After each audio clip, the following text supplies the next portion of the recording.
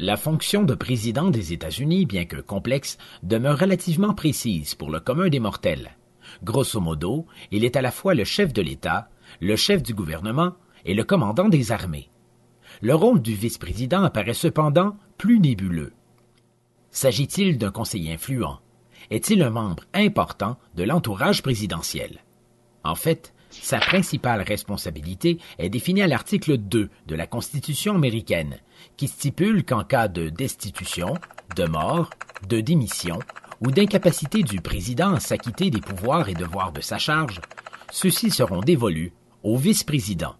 On dit d'ailleurs de façon plutôt imagée que le vice-président est celui qui est à un battement de cœur de la présidence américaine. C'est pourquoi un candidat à la vice-présidence doit être considéré comme présidentiable. Dans des circonstances dramatiques, le vice-président pourrait être appelé à assurer les fonctions du président. C'est ce qui est arrivé à Lyndon B. Johnson quand en 1963, le président John F. Kennedy a été assassiné. Le vice-président démocrate est alors devenu le 36e président des États-Unis sans avoir passé le test électoral, un exercice qu'il a néanmoins réussi l'année suivante, en 1964. Le cas de Gerald Ford est également typique.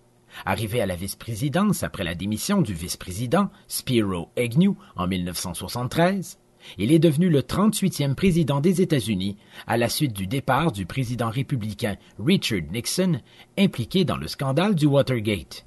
La défaite électorale de Ford au présidentiel de 1976 en fait toutefois le seul président américain à n'avoir jamais été élu.